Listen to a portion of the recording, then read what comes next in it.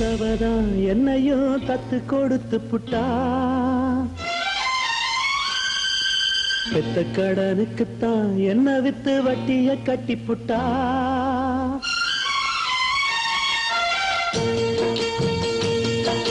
பெத்து எடுத்தவதான் என்னையும் தத்து கொடுத்து புட்டா. பெத்த கடனுக்குத்தான் என்ன வித்து வட்டிய கட்டி புட்டா. பிள்ளையின் மனசு பித்தாச்சு, இங்க பெத்தவ மனசு கல்லாச்சு. இன்னொரு மனசு என்னாச்சு, அது முறிஞ்சு போன வில்லாச்சு.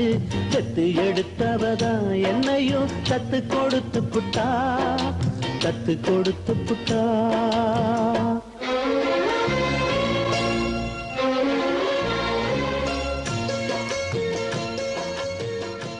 தம்பி, எப்ப வந்தீங்க? உள்ள கொஞ்சம் வேலையா இருந்தேன், அதான் கவனிக்கல.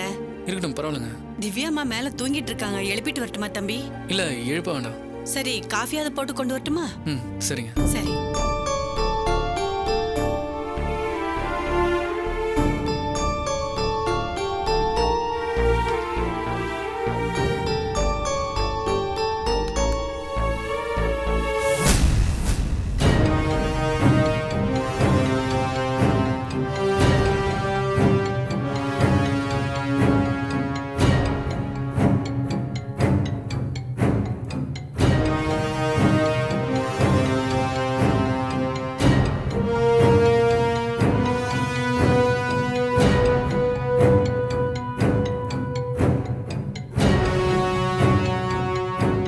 வாங்க மாப்பிள்ள. எப்ப வந்தீங்க? இப்பதான் கொஞ்ச நேரத்துக்கு முன்னாடி. திவ்யா எங்க? மேல தூங்கிட்டு இருக்காங்கம்மா. இந்த நேரத்துல என்ன தூக்கம்? போய் அவளை எழுப்பி விடு. இல்ல, அதெல்லாம் வேணாம். தம்பிக்கு காஃபி. குடு. இந்தாங்க மாப்பிள்ள, குடிங்க மாப்பிள்ள.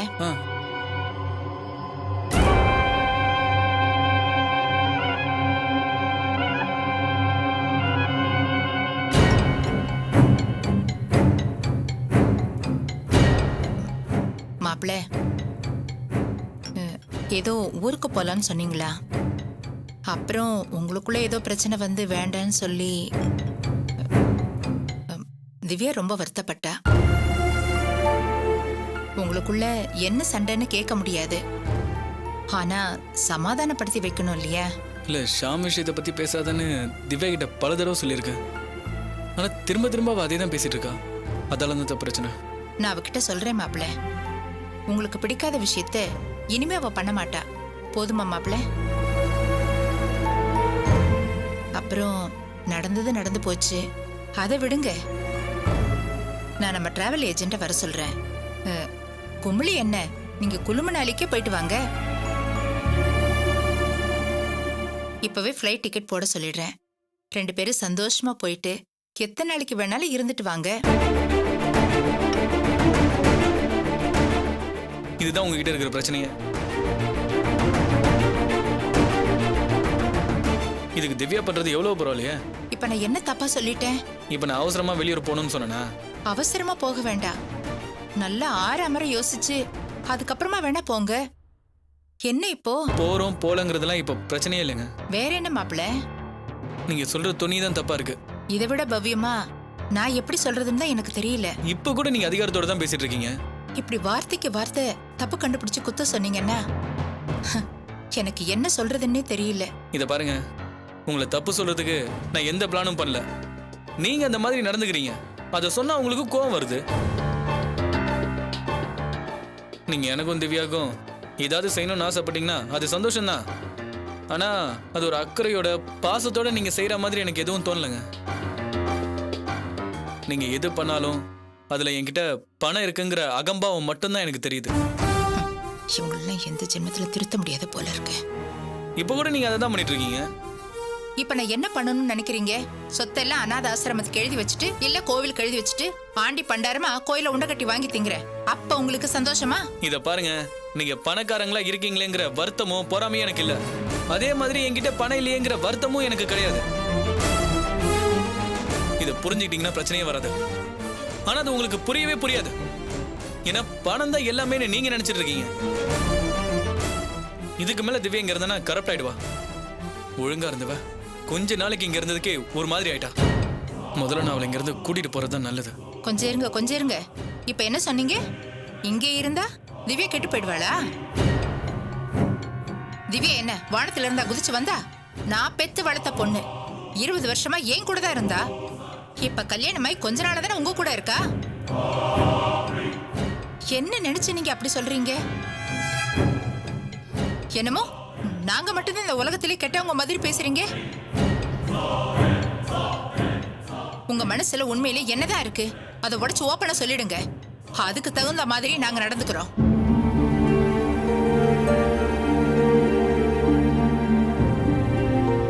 ஒரு தடவைக்கு 100 தடவை சொல்லிட்டேன். ஆனா நீங்க திரும்ப திரும்ப பண்றதே தான் பண்ணிட்டு இருக்கீங்க. ச்சே, எதுக்கோ பயந்துக்கிட்டு எதிலையோ விழுந்த மாதிரி. என்ன சொன்னீங்க? எதுவும் சொல்லல, தயவு செஞ்சு விட்டுருங்க. நீங்க அசிங்கப்படுத்துறத பாத்துக்கிட்டு சும்மா இருக்க சொல்றீங்களா? இதுக்கு மேல நாங்க என்ன செய்யணும்னு சொல்லுங்க. உயிரோட கொல்லாதீங்க. ஐயோ அம்மா, என்ன நடக்குதுங்க? என்னத்த சொல்றேன்? திவ்யாவை கூட்டிட்டு எங்கேயாவது வெளியூருக்கு போயிட்டு வாங்கன்னு சொன்னேன். அது ஒரு குத்தமா? ஒவ்வொன்றும் ஆரம்பிக்கும் போது அது சாதாரணமா தான் இருக்கு. அதுக்கப்புறம் தான் அது எங்கேயோ போய் முடியுது. எதை செய்ய வேண்டாம்னு சொல்றோமோ அதை தான் வம்படியா செஞ்சுட்டு இருக்கீங்க. வீட்டுக்கு பொருள் வேண்டாம்னு சொன்னோம், உடனே அதை வாங்கிட்டு வந்து போடுறீங்க. ஆமா, அது உண்மைதான். வாங்கிட்டு வந்து போட்டதான் மிச்சம். அதுல என் பொண்ணு ஒரு நாள் கூட உட்காந்து நான் பார்த்தது இல்ல. என்னது? அப்ப நாங்க உட்காந்து அதை தேய்ச்சிட்டு இருக்கோமா? இங்க பாருங்க, இப்பவே நீங்க வாங்கின பொருள் எல்லாத்தையும் இங்க அனுப்பி வைக்கிறேன். திவ்யா, நீ கிளம்பி போலாம்.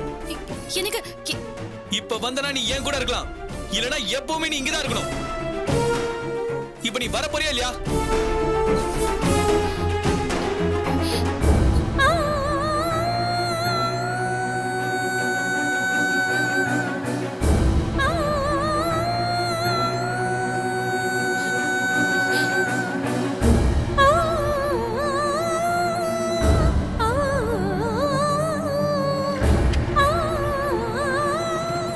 திவ்யா, வர போறியா இல்லையா?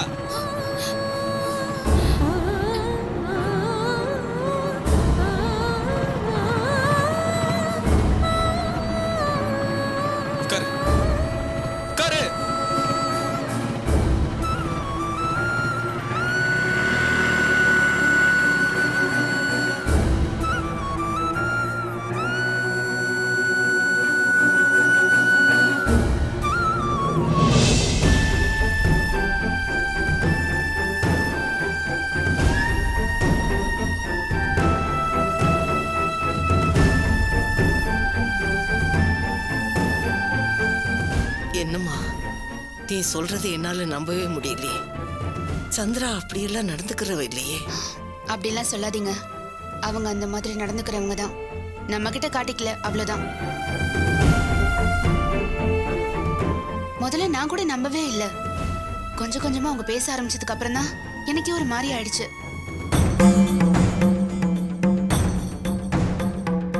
நானும் உங்ககிட்ட எவ்வளவோ கெஞ்சி பார்த்தேன். கொஞ்சம் கூட மனசாட்சி இல்லாம நடந்துக்கிட்டாங்க.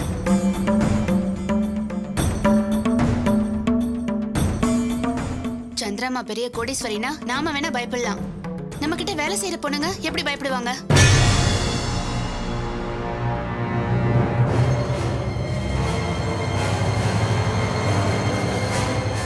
சொல்ல போனா அவங்க ஒரு பொம்பளை மாதிரியே நடந்துக்கல.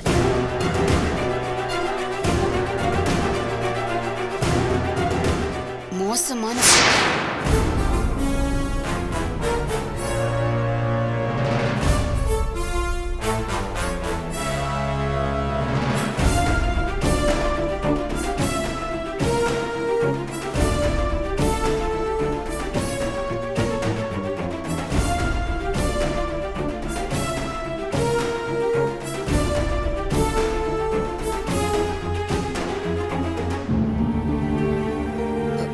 வாமா திவ்யா, என்னம்மா திடீர்னு வந்திருக்க?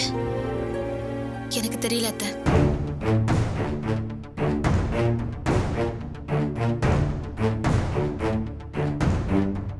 என்னம்மா, ஏதாவது பிரச்சனையா? இப்ப வரைக்கும் எனக்கு எதுவும் தெரியாது. ஆமா, இவளுக்கு எதுவுமே தெரியாது.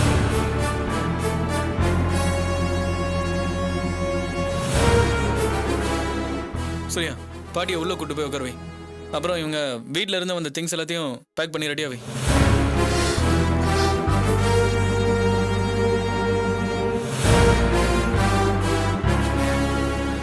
ஹலோ, திங்ஸ் எல்லாம் ஷிஃப்ட் பண்ணும். ஏஜென்சி நம்பர் இருந்தால் கொஞ்சம் அனுப்புறீங்களா? ஓகேங்க, தேங்க்யூ. மா, திவ்யா வீட்டில் இருந்து வந்த பொருள் எல்லாத்தையும் திருப்பி அனுப்பணும். முதல்ல எல்லாத்தையும் ரெடி பண்ணுங்க.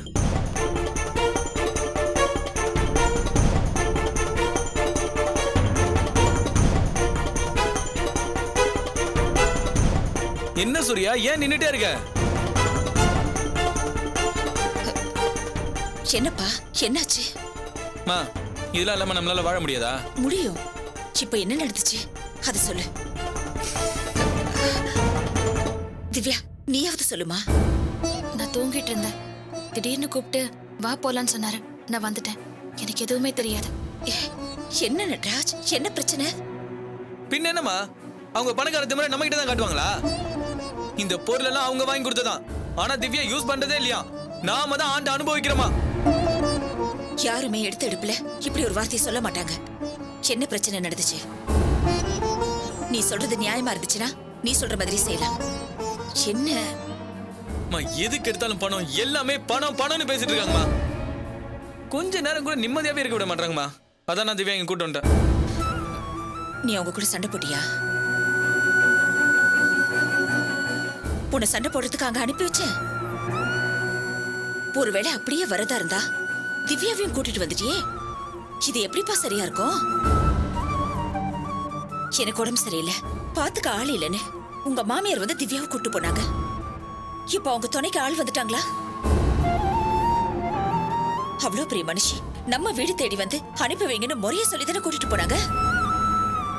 இதானப்பா நம்ம அவங்களுக்கு கொடுக்குற மரியாதை. எனக்கு இப்படி ஒரு நிலைமை வந்தா இப்படித்தான் நீ பாத்துப்பியா? நமக்கு ஒரு நியாயம், மத்தவங்களுக்கு ஒரு நியாயமா? இங்க பாரு, எதுவா இருந்தாலும் இப்படி அவங்கள தனியா விட்டு இவ்வளவு கூட்டு வந்தது தப்பு. நீ இப்பவே திவ்யா கூட்டிட்டு போய் அவங்க அம்மா கிட்ட மன்னிப்பு கேட்டுட்டு வெற்றி தம்பி வர வரைக்கும் அங்க இருந்துட்டு வப்போம். என்னம்மா பேசுறீங்க நீங்க? அதெல்லாம் என்னால முடியாதுமா. இது பாரு நட்ராஜ், அம்மா நான் சொல்றேன் கேளு. சும்மா இருங்கம்மா. இப்ப நான் என்ன தப்பு செஞ்சேன்? இப்போ உன்னால மன்னிப்பு கேட்க முடியுமா முடியாதா? முடியாதுமா. அவங்க பணத்தை வச்சுக்கிட்டு நம்மள எவ்வளவு கேவலமா ட்ரீட் பண்றாங்க தெரியுமா? இப்ப நம்ம அடங்கி போனா இதான் சாக்குறேன்னு நம்மள ஏறி மிதிச்சுட்டு போயிட்டே இருப்பாங்க. இப்ப நான் சொல்றதை செய்ய முடியுமா முடியாதா? ப்ளீஸ்மா, என்ன விட்டுருங்கம்மா. இப்ப நீ போலனா நான் போய் இவ அம்மா கிட்ட மன்னிப்பு கேட்பேன். சொன்னா புரிஞ்சுக்கோங்கம்மா. எதுக்கு இப்படி அடம் பிடிக்கிற? சாரிம்மா, என்னால முடியாது. நட்ராஜ், நட்ராஜ்,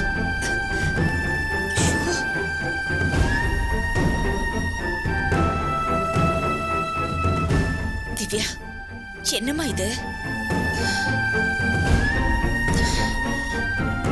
மதி, நான் திவ்யா கூட்டிட்டு போய் விட்டுட்டு வந்துடுறேன்.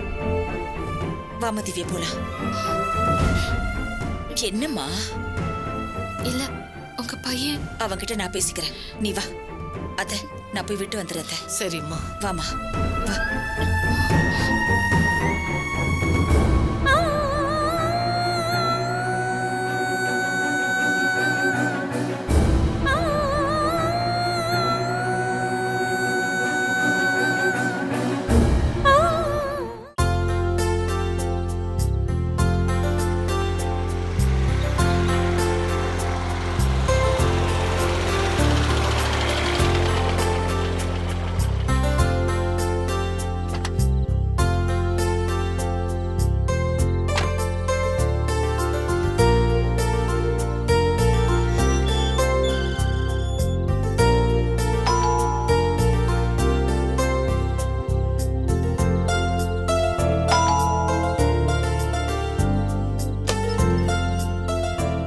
சார், கால் டாக்ஸி வந்திருக்கு. வந்துடுறேன். சரிங்க சார். யாருப்பா? கால் டாக்ஸி டிரைவர்மா. வண்டி வந்துருச்சா? சீக்கிரம் கிளம்புங்க.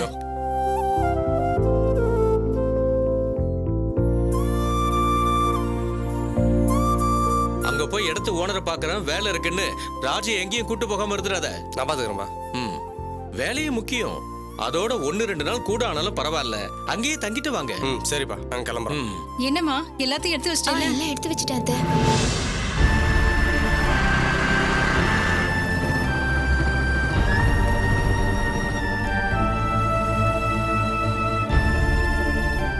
சரி சரி லேட் ஆகுது கிளம்புங்க. வரமா வரமா. டேய் வாடா. டேய் கொஞ்சம் வாயா.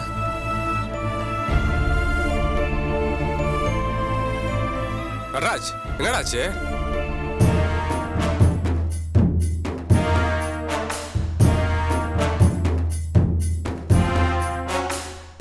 நிஷாம் எப்போ கிளம்புற? கிளம்பிட்டேன்டா. டேய் நானும் கூடவே வந்துடுறேன்டா.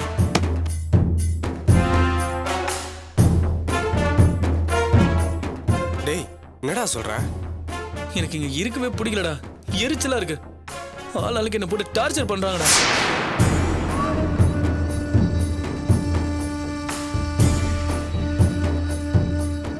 டேய் நான் உங்க டிக்கெட் கேன்சல் பண்ணிட்டேன்டா. எனக்கு என்ன பண்றதுனே தெரியலடா. டேய் என்ன ஆச்சு? திவ்யா வீட்டுல யாருமே என்ன புரிஞ்சுக்க மாட்டாங்கடா. இப்பெல்லாம் திவ்யாவும் ஒரு மாதிரி ஆயிட்டு இருக்கா.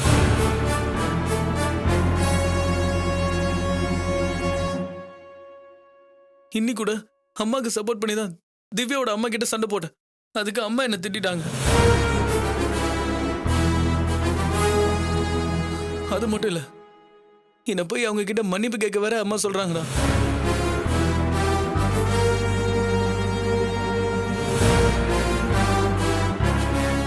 இப்பதான் எந்த பிரச்சனையும் இல்லாம அம்மா நிம்மதியா இருக்காங்கன்னு நினைச்சேன்.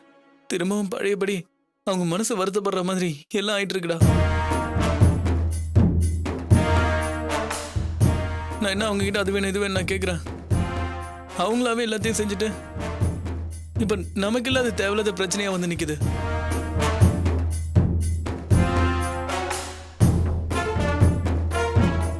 போன மாசம் கரண்ட் பில் கூட கட்ட முடியல. இது எதுவுமே அவங்களுக்கு தெரிய மாட்டேங்குதுடா. நம்ம வறுமைய யூட்டிலைஸ் பண்ணிக்கணும்னு நினைக்கிறாங்க போல இருக்குடா.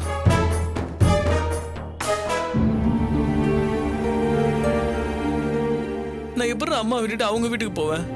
இத பல தடவை சொல்லிட்டேன், ஆனா அவங்க புரிஞ்சுக்கவே மாட்டாங்கடா. சார் இந்த வண்ட நம்ம நேரம் வெயிட் பண்ணுங்க. சரிங்க சார். யாரா? ஒண்ணும் இல்லை, நீ சொல்லு. ஆரம்பத்துல இருந்து அம்மாக்கு ரொம்ப பெரிய சிரமத்தை கொடுத்துட்டேன். இதுக்கப்புறமாவது அம்மாவை நான் சந்தோஷமா வச்சுக்கணும்னு பார்த்தா திவ்யா வீட்டில் என்ன பயங்கரமா டார்ச்சர் பண்றாங்கடா. நீ அம்மாவுக்கு ஏதாவது நல்லது பண்ணணும்னு நினச்சினா முதல்ல திவ்யா அம்மா கிட்ட போய் சாரி கேளு. டேய் என்ன நீ எப்படி பேசுன பிறா? பின்ன என்ன, என்னதான் பிரச்சனையா இருந்தாலும் நீ சண்டை போட்டுருக்கூடாதுல்ல. கண்டிப்பா இது அம்மா ஒத்துக்க மாட்டாங்களா? ஆமா, நான் மன்னிப்பு கேட்கலனா அவங்களே போய் மன்னிப்பு கேட்பாங்களாம். இதான் நீ அம்மாவை நல்லபடியா பார்த்துரு லட்சணமா? இப்ப நீ பாட்டு கோவப்பட்டு கிளம்பி இங்க வந்துட்ட. அம்மா பாட்டு அங்க போயிட்டு மன்னிப்பு கேட்டாங்கன்னா அவங்களுக்கு தான் அசிங்கம். முதல்ல அம்மாவுக்கு ஃபோன் பண்ணு. நீங்க அங்க போகாதீங்க, நான் அங்க போய் சாரி கேட்கறேன்னு சொல்லு.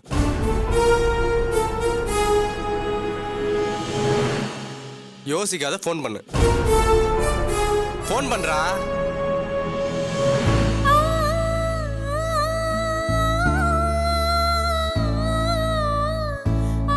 பேசு. எங்க இருக்கீங்கம்மா? நீங்க சொன்ன மாதிரி திவ்யா அம்மா கிட்ட போய் நான் சாரி கேட்டு வந்துடுறேன்.